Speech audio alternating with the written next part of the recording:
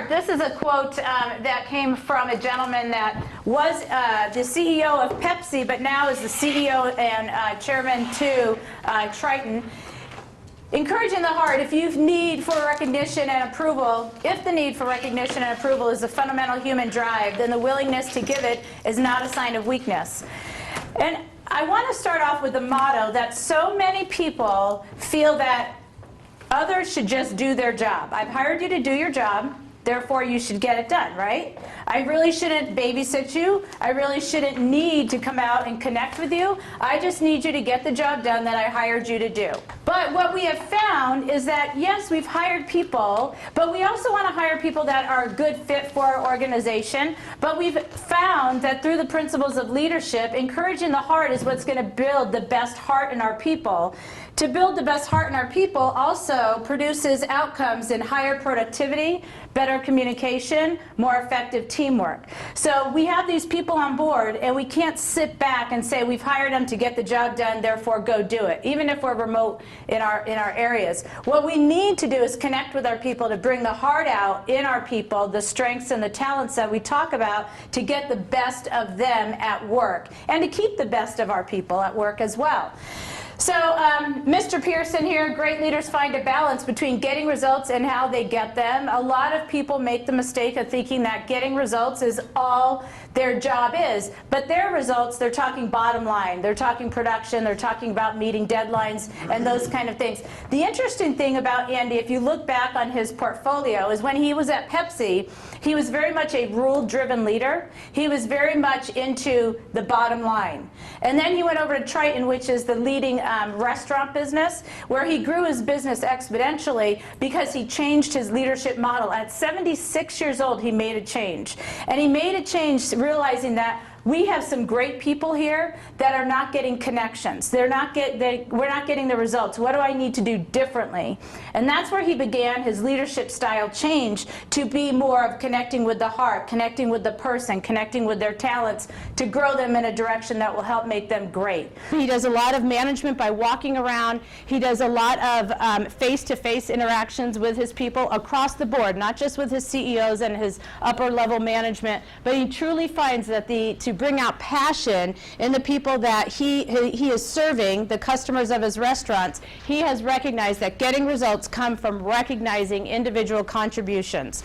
And it's huge. When you guys get through the end of the day, truly, and you walk away, what do you think about as far as your impact? We are a leader in the role we play on campus. And we are a leader to everyone we connect with. We may not manage or supervise people, but we are responsible for leading ourselves on your campuses and being a great leader there, as well as, now think about this, when we have great leaders on our campuses, we are also very enthusiastic when we go outside of our campuses into the community to speak proudly of where we work, because we have ownership.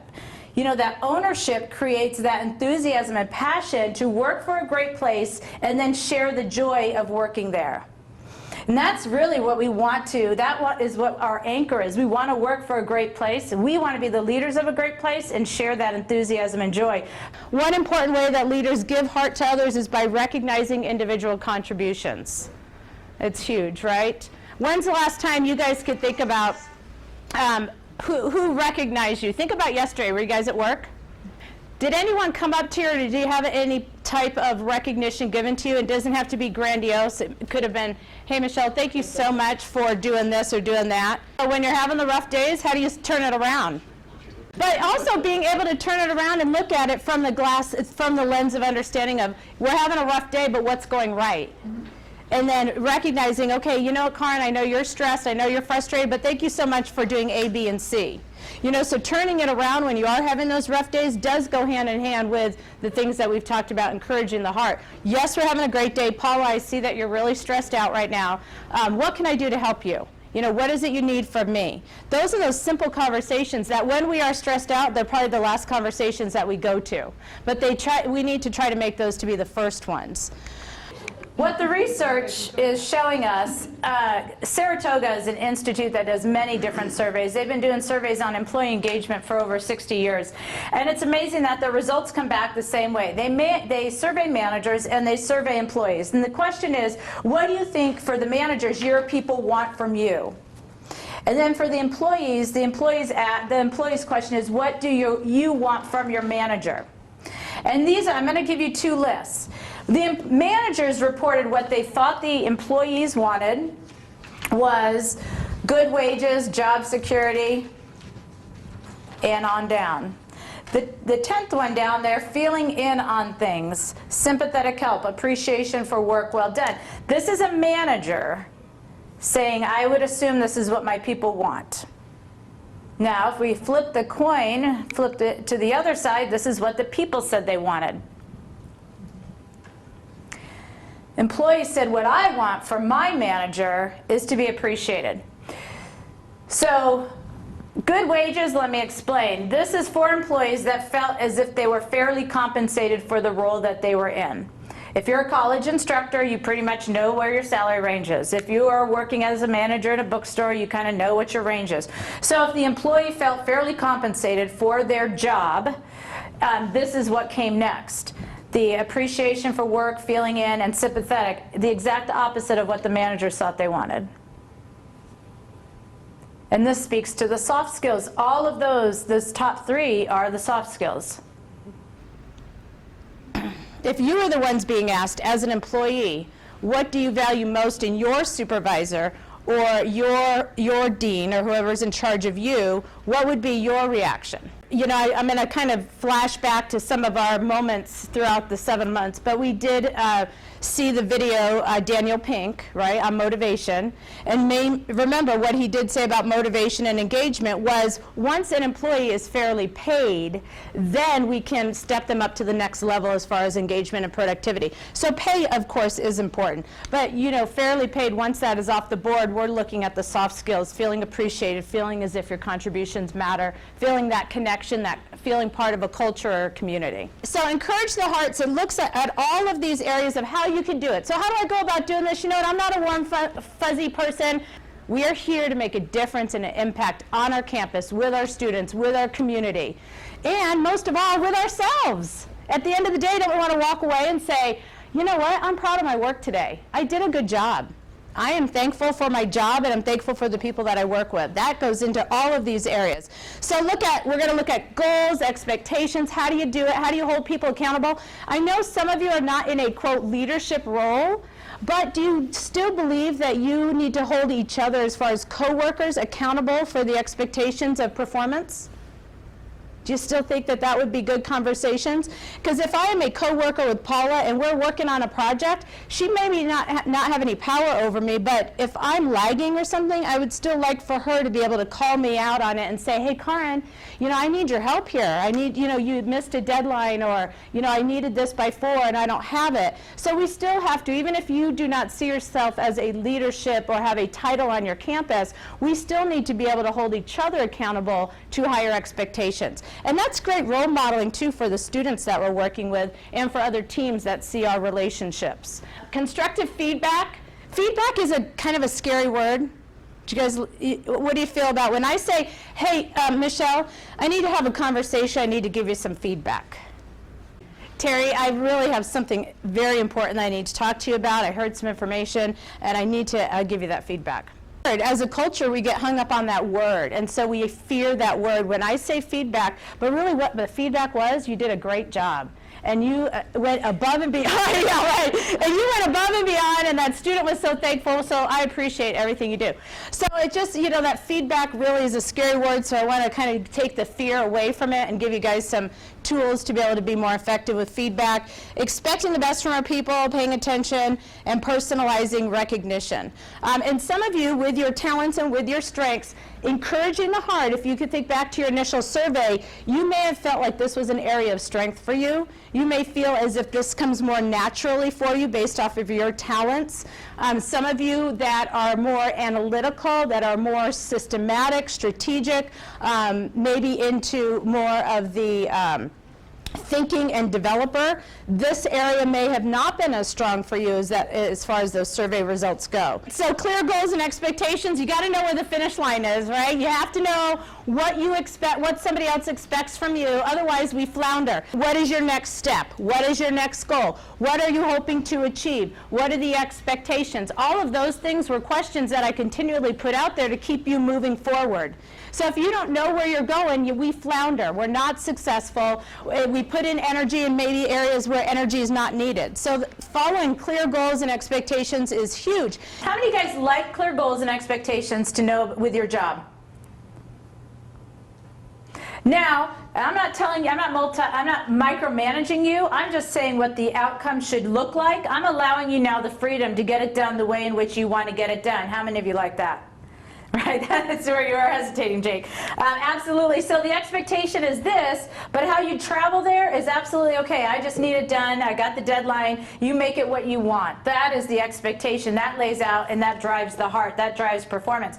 It's really hard to work for somebody. And I'm doing a group over at Methodist with the director. He just did strengths with them, and he said, and he's been in his position for 27 years. He goes, I really just want these people to do the job as I do it, because that's the most efficient way to get it done. And after our session, he said, oh my gosh, I never knew that was wrong. He goes, I just expect, and that's why all of his people are leaving him. He's burning out people because I can't perform the way you perform and have my heart in it. Because that's your heart, that's not my heart. And so having the expectations, but allowing that opportunity for people to utilize their strengths and talents to get there. Now, granted, if you are training people, they need the onboarding, they need to know the jobs and the ins and the outs and the routines and policies, but to have that flexibility. You guys have that flexibility when you are leading other people? Now, how many of you are out there leading people where you have to set out those goals clearly and those expectations clearly for those people? Raise your hand. Everybody in this room should be raising their hand, right? Everybody should be setting out clear goals and expectations, but that was just a little fun thing, right? And now if it made you feel bad. But clear goals and expectations increase the heart, commitment of the team. How many of you have been athletes in the past? I thought I had a couple athletes. Think about that. If you could think back in your athletic experience, think about a coach. And think about a coach that brought out the best in your performance and that drove you to maybe higher levels of expectations than you ever had for yourself. What is it within that coach that allowed you to blossom? Could it have been they're very specific about what I want from you, what I expect of you? I know your strengths are this, I know you can do this. Would it be expectations? Would it be goals? I personally was a gymnast. I know specifically when I transitioned from one coach to another before college, my performance before this one coach was good, right? But it was good because that's where he held me to. He's like, all right, you're doing good, you're making progress, keep going the way you're going. But he wasn't pushing. His expectations were here when I could have been here.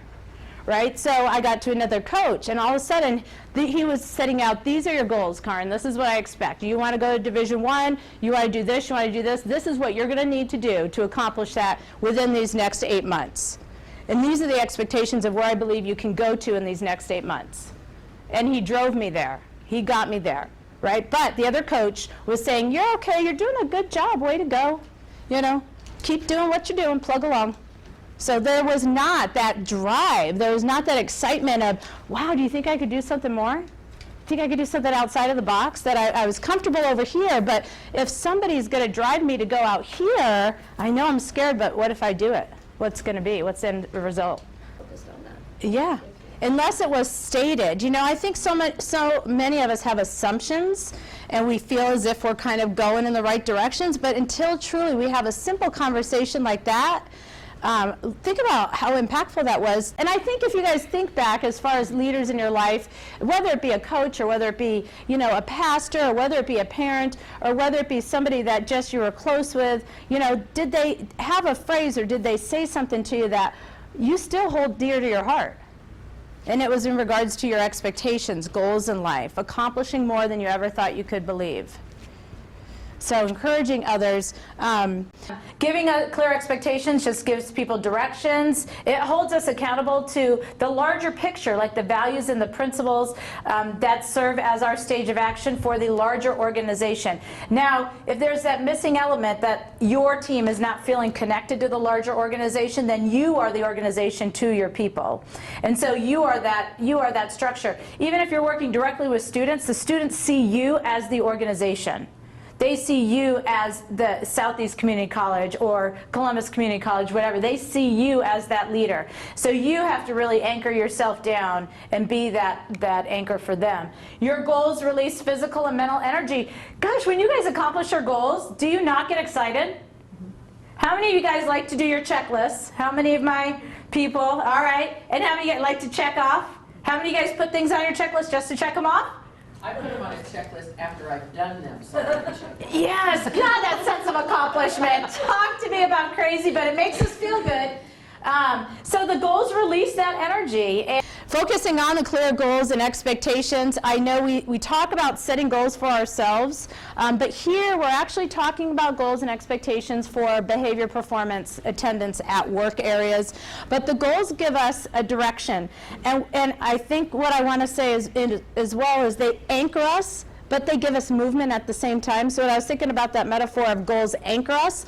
So if it's an anchor, then how are we moving? But it's truly an anchor because it establishes strength and it establishes stability, but it's also an ability, we can also move forward as a result of our goals. They give us the direction. They are grouped with values and principles related to your organization mission, your own mission, and it sets the stage for action. Thinking, what goals do you have to meet for yourself tomorrow? You got some goals out there that you need to work on that you're thinking in your head? So when you get back to work, the goals that you have set out for you, whether it is through your to-do list or whatever, that's kind of give you the energy to say, all right, I got this to do, I got this to do. But if you didn't have that anchor, that to-do list or the expectations of that day, you would start the day kind of slow. Right? You'd start the day with, let's have a cup of coffee, let's catch up, okay, let me look at my emails. Lo and behold, 4 hours have passed, and now you're all stressed out because you've done nothing. So they give you the direction, they give you the energy, and it creates actually this ideal state of flow, which we want to I want to talk to you about. A psychologist did a study and realizing, and I really wanted to point this out, that people that have sufficient amount of challenges with their goals and sufficient amount of skills to meet those goals have what we call an optimum flow. Now, when I spoke about Gallup and the research of some of the questions that we asked you as far as what's engaging to you, I asked you questions like, what tasks give you energy?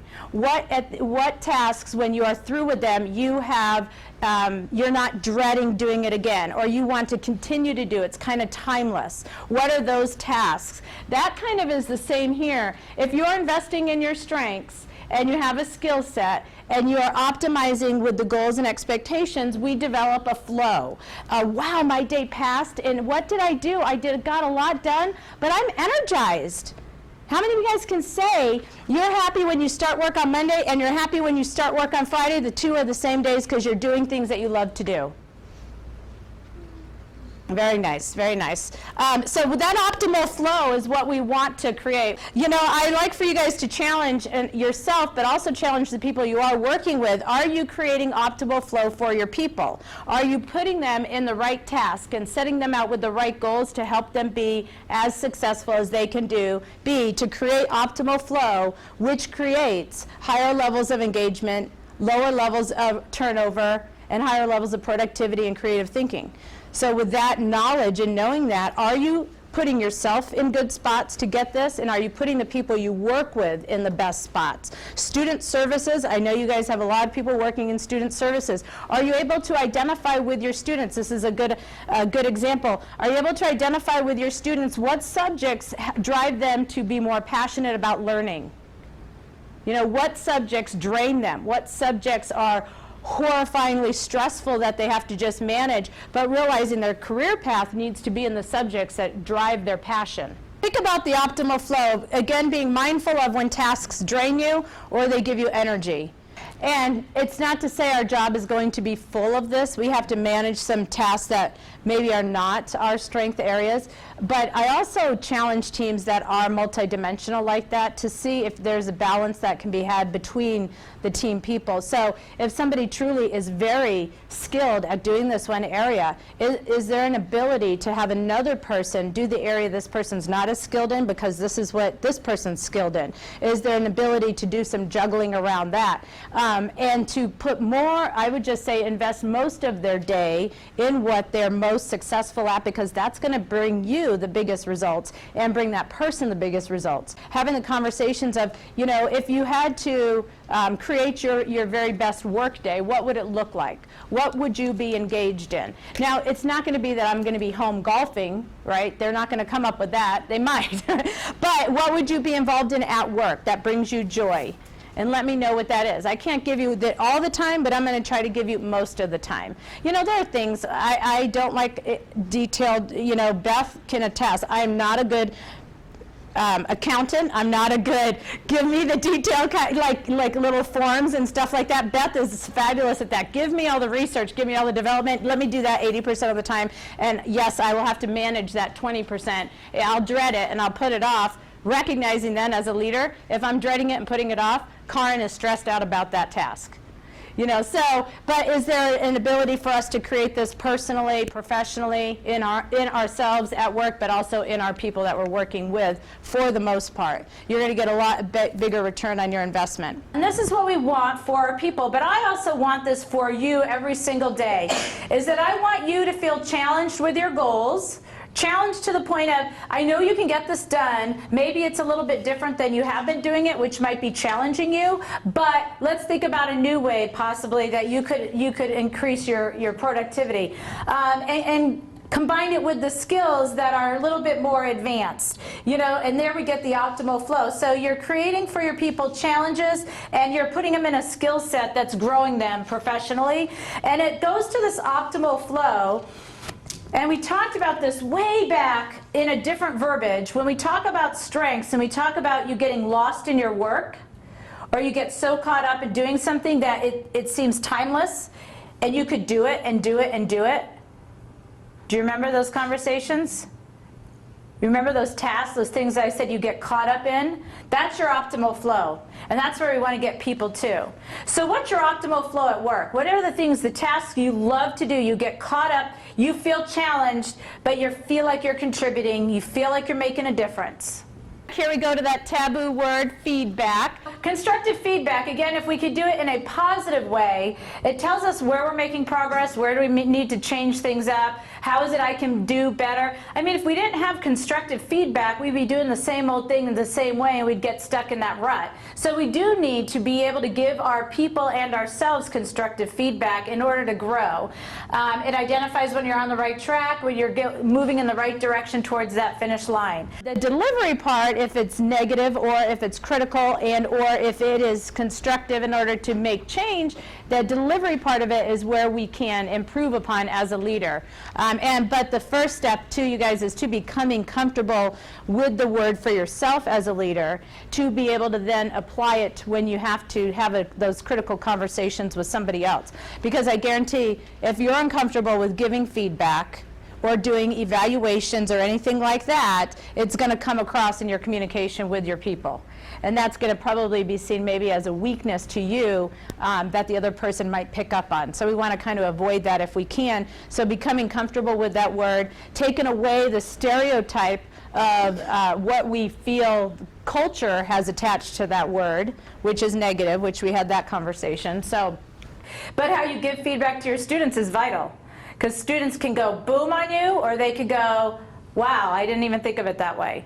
So encouragement is feedback. The more personal, the more positive you make it. You know, I really like the way that Connie did this. Connie, you're doing a great job. Michaela could say in these areas, but over here, maybe there's some ways you can improve over here. 3 of the things you're doing are really well, and I know you kind of struggle over here. How is it I can help you so that your performance over here can be stronger? What is it I can do to help you to get better? And that's always where we want to go. We want to partner with them to drive them to be a better performer. Students particularly, what can I do to help you? I know you're struggling, you're missing deadlines. What's going on, and what is it I can do to help you? So giving it positive, personal, never seeing it as an attack, but oftentimes when it's given to us, maybe you can think historically when times upon which you've taken it as a criticism. Or maybe have been defensive when you've received feedback. I'll give you an example. On a simple Excel sheet, which I can't stand, or expense sheet that is an Excel format, I can't stand it. And you guys, my people that love it, I've now partnered with a woman that loves it, so she does it for me. My manager wrote, "The devil is in the details, Karen." Okay, so to me, that was like a knife in my heart. Because I have individualization, and I feel as if she just stomped on me, and I thought she was being rude and disrespectful. She was doing it because her supervisor is criticizing her because I was doing it wrong. But the way she delivered it to me was on a sticky note in my mailbox, which, because I have that, I need to hear it from you and I won't be as defensive, I took it as a personal attack.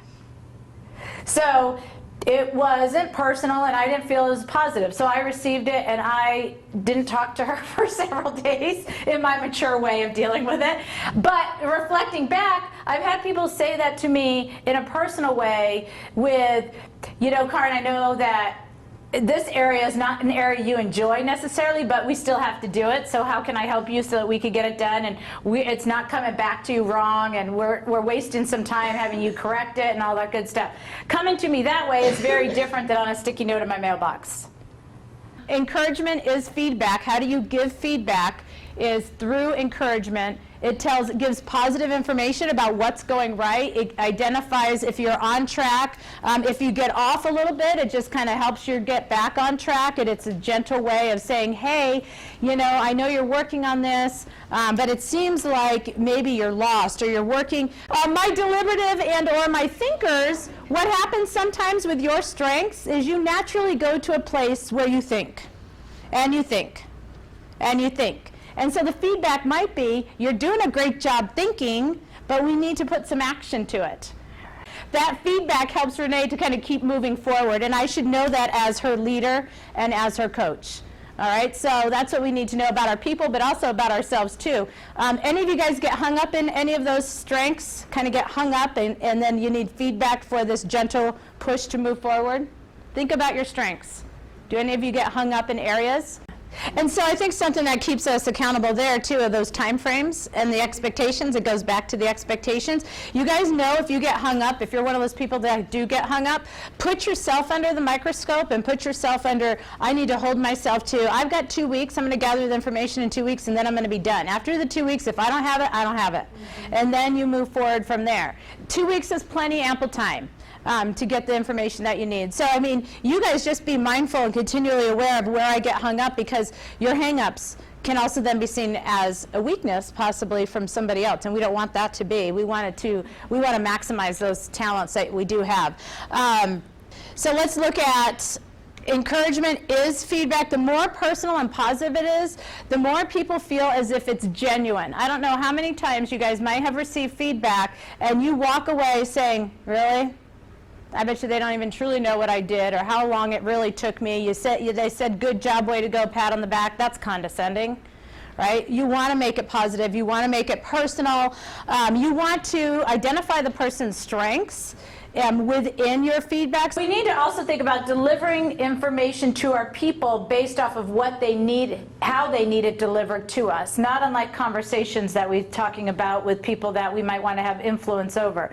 Delivering it in the way in which a person wants to hear it. Don't just do encouragement across the board as you would want it done. Do it as somebody else would want it done. I have 5 boys. They need to hear feedback in very different ways. I shared with you my oldest, very systematic, very analytical. He wants to know what he did with his job that I am giving him encouragement about. If I just tell him good job, he's not a relationship builder at all.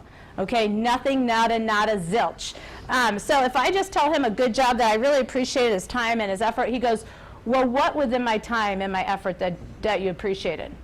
You know, so he wants the details to make it encouraging and to make it impactful. Whereas I have a relationship son, he has the woo, and he's got, I don't know if lovers in their huggers, no, those aren't one of the top 34s, but you know, those kind of kids. So he wants a hug and a love, and then he wants the, woo, I did such a good job, and you met the expectations, and I appreciate that, and next time we'll do this, blah, blah, blah. That's how he wants it. And if I do that, with the son, he'll be like, it discourages him more than encourages him to work with me.